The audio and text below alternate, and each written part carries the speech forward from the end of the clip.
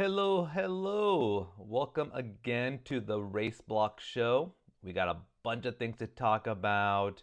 A couple of cool marathons that happened this past weekend.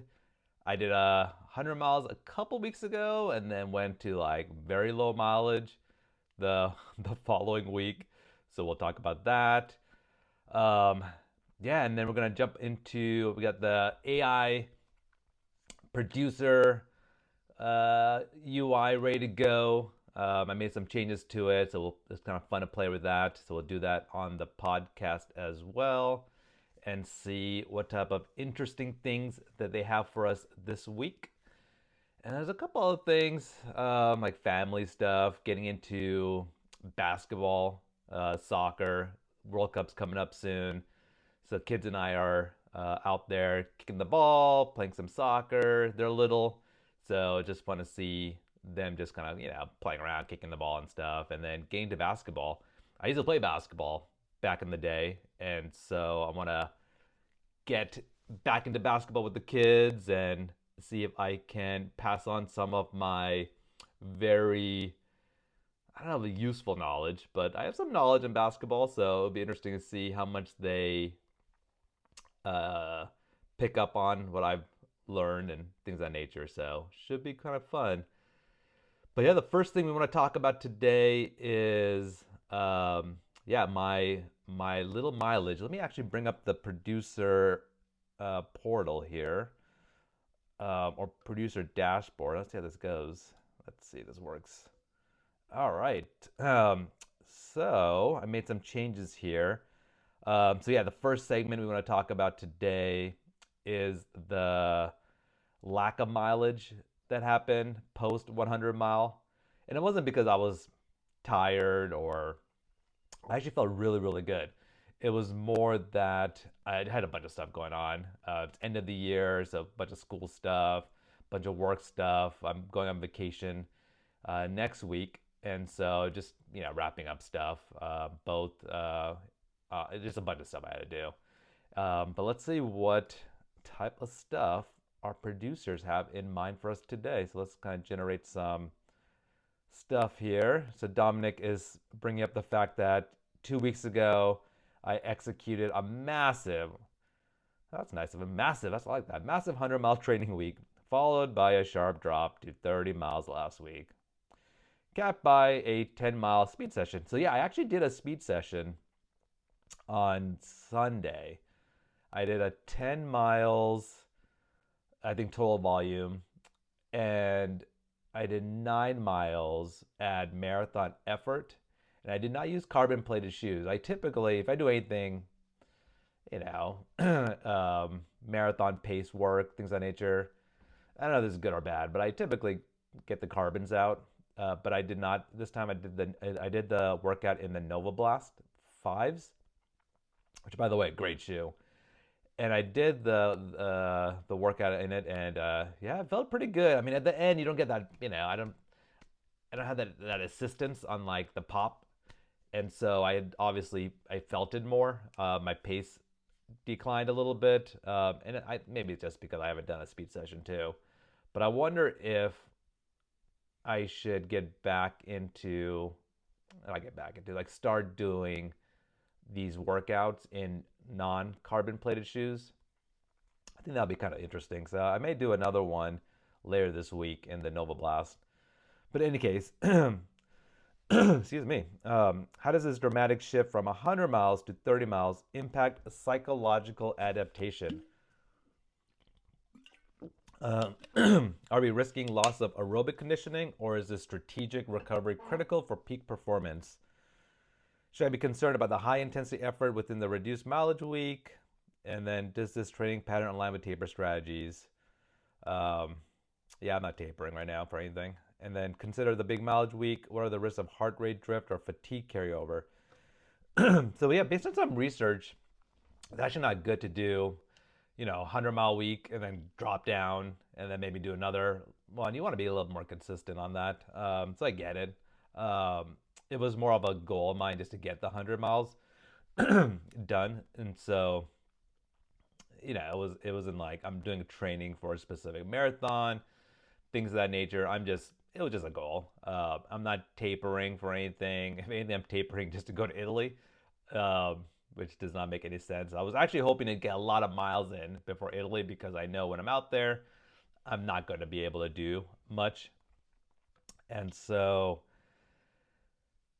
there's no rhyme or reason behind all this. I'm just kind of making stuff up for this couple of weeks. It's nothing going on here. And then, am I concerned about doing a speed session in a reduced volume? No, same thing. I'm just out there, just kind of having fun, experimenting. Just do my regular, not regular, doing just some experiments out there. So let's see what Dominic has next. Um, yeah, same thing. 2 weeks ago, you were flying with a 100-mile week. Now you're at 30 miles and throwing down a marathon effort speed session. Is this strategic recovery or a recipe for fatigue overload? Definitely no strategy behind it. I don't think it's a fatigue overload as well. Actually, I wanted to actually get an ultra distance on Sunday. I wanted to get 30 miles in or 31 point whatever to get to 50K. I wanted to do that. I was like, okay, maybe I'll just do a marathon distance. Obviously, not a marathon effort, just or pace effort, just a distance. I got lazy. It's a Memorial Day weekend here in the States, and so I was like, I'd rather just go spend time with the family. So ended just doing family stuff, which I would rather do anyway than go out for like 3-4 hours. All right, so that's what's happening there. Let me get back into the mix of things. Yeah, we could talk about my trip to Italy. So actually, let me get back into the podcast producer studio here. Let me get the next segment. So my trip to Italy. So let's see what we can discuss on my trip to Italy. I leave next week. It's a nonstop flight, so that's going to be nice. And let's see what Amara, our AI producer, has in mind here. So my trip to Italy, or Morgan's trip to Italy, is a perfect opportunity to explore the delicate balance between family time and maintaining a running routine.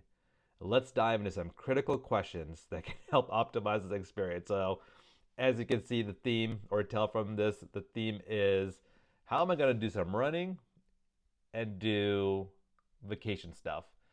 Obviously, vacation stuff is much higher priority than running for a variety of reasons. Even if I was training for an upcoming race, I'm still going to prioritize family time, vacation time. I mean, how many times am I going to go to Italy through my lifetime, right? So that's definitely going to be the priority. I could obviously sign up for another marathon and train for it, right? So I guess in my side of things, it's really it's a kind of a no-brainer because I don't have an upcoming race. My next race is going to be the California International Marathon, which happens in December. So I got plenty of time to train for it. But let's say I did want to not prioritize running, but let's say I want to like prioritize it a little bit. Amara's asking like, how would I recommend structuring short, effective runs around family outings, especially during a vacation? So, for me at least, the kids wake up, they have breakfast, love to say good morning to them and stuff. But I feel like the morning time is kind of whether I could leave right before they wake up and go for like 30 minutes and then come back. They're probably kind of getting up. Then I could say good morning to them. That's kind of what I would lean towards versus, I don't know, the afternoon or the evening. It's kind of harder in my opinion.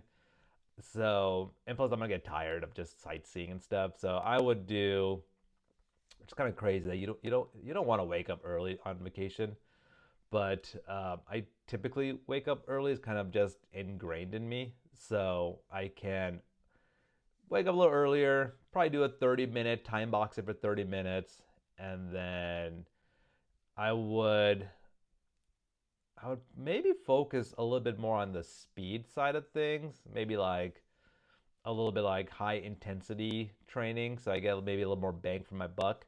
I feel like I have a pretty solid base, so I don't know, 30 minutes each day of just simple running would do anything. I could probably just skip that. So I'd probably maybe every other day do a little bit of a, I don't call it a speed session, but a little bit, maybe like fartlek or something like that. So I would probably do that. I would not join a group run or any of that type of stuff. At least personally, I think if I was going on a solo trip, I obviously would. But with family and stuff, I'm not gonna do that. Um, and then pre-run nutrition for a 30-minute run, I'll probably actually just have coffee. I don't typically eat breakfast if I'm gonna do um, a short run. So I'll just do my run, come back home. But I do need my coffee though. I need my coffee. So I'll have my coffee, and then I will head on my run, and then come home, and then have my breakfast, and then hopefully I time it perfectly so the kids are getting up. I see them, and we can all have breakfast together. That would actually be the best. I am gonna be. Let's see. Oh, that's actually what Jack says here. Morgan, running Italy sounds great until you realize there's an espresso waiting at every corner and cobblestone streets, ready to test your ankles. Are you logging miles or just chasing the perfect cappuccino? Ooh, having a coffee on the run would be nice, but I do need some coffee before I go on my run, just to get everything settled. If you guys know what I mean. So, and I'm not bringing any carbon plated shoes, by the way. I'm packing light. I'll just do my laundry there. So, yeah, I'm not taking carbons. All right, so the fun stuff on like what's been happening in the running world: two marathons, Ottawa Marathon and the Cape Town Marathon, and those have been. It was actually really fun to see. I didn't watch them live or anything, but just kind of see the recaps, things of that nature.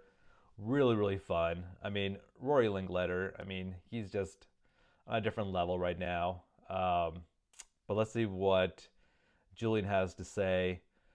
Analyzing the Ottawa Marathon course presents a wealth of strategic nuances, especially for elite runners like Rory. Yeah, I heard the weather was really pretty bad.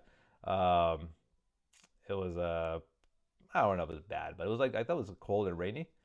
By the way, I created, or I published a blog post about the race as well, if you guys want to check that out on raceblok.com. Um, yeah, the Prime Minister Mark Carney was there. I'm just kind of reading what Julian has to say here. But yeah, considering Prime Minister Mark Carney's participation in the race, which has elevated public and media attention, yeah, it was actually pretty fun. I saw a video that Rory posted of the Prime Minister calling him after the race. He was in his car, and he took the call there, and it was pretty cool. The Prime Minister calling him. I mean, it kind of shows. I know the Prime Minister is a runner himself, so I think that helps. But I think the sport is getting to a level where there is recognition out there. There is visibility into the sport, and so obviously it's not like the NBA or anything, but I feel like it's being discussed now more, and which is awesome. Awesome for someone who loves the sport, who talks about the sport. It's just a great, great feeling, and great to see what's happening out there. Um, yeah, I don't know what shoe Rory wore. Julian's asking some stuff about, or bringing up some stuff about shoes and stuff. Um, but yeah, I don't know what he wore, but he came in third place, and I think he was like 20 seconds from first. He was second last year, and so, but I don't know his from a time perspective. He may have done better. I gotta remember all those data, but I think he could have done better. He may have done better this year than last. So kudos and shout out to Rory Linkletter. I gotta check out this race one day. It seems kind of interesting. Um, Julian's saying with Prime Minister Mark Carney's, well, it wasn't rumored. He did make an appearance. Is this Canada's marathon moment of the decade? Yeah, I don't know. I'm not too familiar with all the history behind what's been happening up north when it comes to the marathon distance. I would think it's one of the better moments, especially with the prime minister there. I don't know. I gotta check this. I don't know when the last time a prime minister was at a race, um, or someone that powerful was at the race for a specific country. So, but yeah, the next marathon that happened this weekend, Cape Town Marathon, um, and that was Kipchoge's. I know he's doing like this kind of world tour, and so he, I think he got 13th place, 2 hours and don't quote me on that. I gotta look, but 2 hours and 13 minutes. I actually wrote a blog post about this again on raceblok.com, um, and you can check it out. But yeah, he did. It's a kind of his world tour. What was awesome is to see him at the end of the race, and he's just taking pictures with people. And I guess this was his first time racing in Africa. He's obviously, he's from there. He's ran plenty of times there, but this was like his first like official like race that he's done on Africa soil, and so that was pretty fun. So I'm sure the crowds must have gone crazy for him. I did see the end where he was taking selfies and he's hanging out and all that type of stuff. And what a cool thing that he's doing. I think he's going to South America next, and I don't know when that is, but yeah, it was pretty cool that his first one was in Africa, and I got to map out his whole 7 marathons, that whole list, and kind of do a deep dive on it. So maybe I'll do that this week, and that could be an interesting blog post.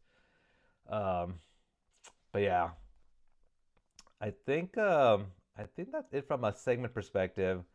I did mess up. I clicked on the next segment button, um, so I couldn't go through all the different banter that the AI producers would give me for this specific segment. But it's all good. It is all good. So let's see what else is going on that we could talk about. Um, And you know what? I don't think I even shared my screen, so my apologies for that. I just kept it on me this whole time, so you guys didn't see visually what the AI producers were given.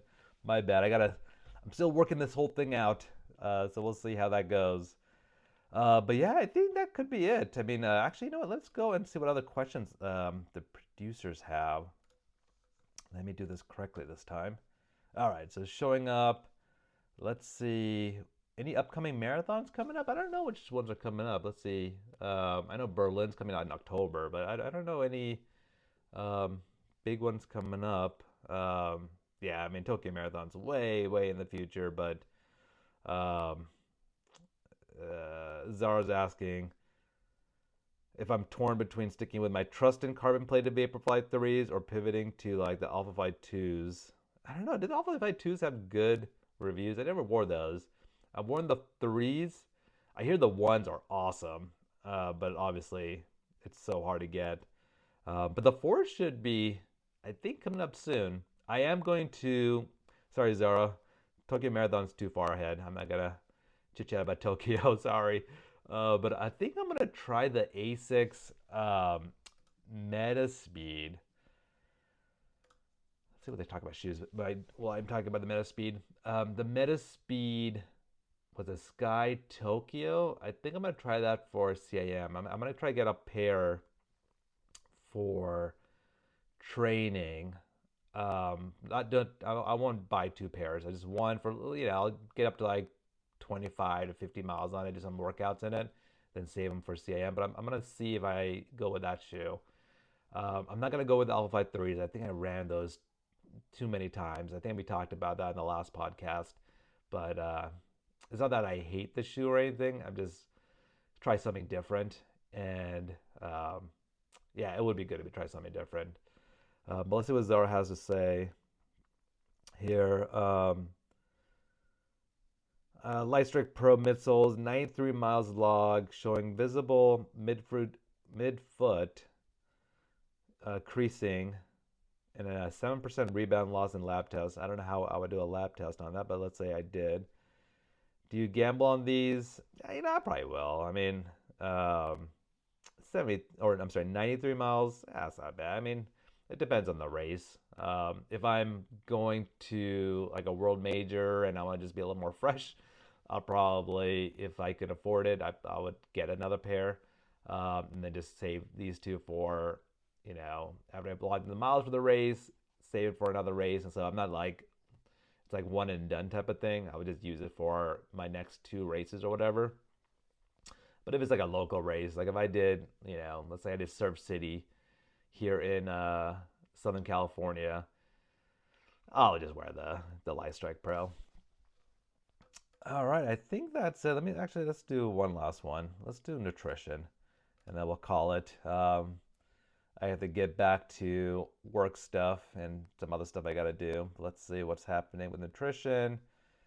At kilometer 31, my aggressive fueling plan, 120 grams of carbs. That's a lot.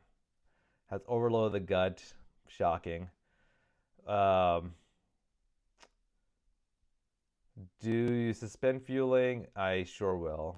Yeah, I mean, I've had some issues in the past. I mean, 120 grams, that's crazy. I think even Rory Linkletter, I mean, he was doing for Boston. I was reading or watching a podcast where he did, I think, 100 grams of fueling, and I think he did 240 total or something. Or he had 240 ready for him, but I think he took under 240 for the whole marathon. But in any case, 120. I mean, you got to train your gut for that. I've done, I think, max. I would take two beta fuels and they're 40 grams each, so that's like 80. I've done 80 an hour. I don't think I ever hit the 100. Maybe I have. Maybe if I do every 25 minutes, I guess maybe like 80 to 90, 95 I've done. And I did it for a couple races, one New York, and then one I did before that. I'm trying to remember, but I just started getting stitches or whatever you call it, and it was tough. So I don't think I think it's a bad thing if you've trained your gut to do it. I think that's great. I think if you could, depending on your level, what you're going for, having more fuel in you is better for obvious reasons, but is it going to backfire on you? And that's going to be the thing. So, is it better to take a little bit less, but then be able to kind of race and run the whole time, even though you may get a little bit more, I don't know what you going to call like fatigued or what at the end of the race, but you're able to like have a decent pace throughout, or risk it and then get stitches and then you gotta like pull it to the side, let it ease up and then head out. I don't know. I lean toward less fuel and then just be able to comfortably do the race. All right, so I think that's it. I'm gonna try to do one more podcast this week. Um, I may actually bring my setup to Italy and do an episode or two. It'd be kind of fun to experiment. I hope that this podcast grows and you guys obviously have fun with it and enjoy it. And so if this does go to the next level, I obviously need to practice being able to do podcasts on the road. And so I may try to bring it out there. I mean, my equipment's not too crazy. I use my iPhone camera, and I had it hooked up, and I have a little tripod situation going on here, so it's not terrible. It's not gonna be too bulky or anything. Obviously, I'm taking my phone with me. It's just really I'm taking my laptop with me, and so it's really just the tripod. It's kind of a portable one, so yeah, I may try to do that out there. But anyways, I'll do some blog posts this week. There's some app updates I'm gonna do this week. Actually, I should probably create a blog post for all the app updates. So I'll try to do that this week. And then hopefully there's some cool, exciting stuff that happens out in the running world. I hope you all are having an awesome run. And if you're listening on the run, if you're going to have a run later today, I hope this podcast has motivated you to get out there and do awesome. And so have an awesome rest of your day or night or morning. And I'll catch you on the next one.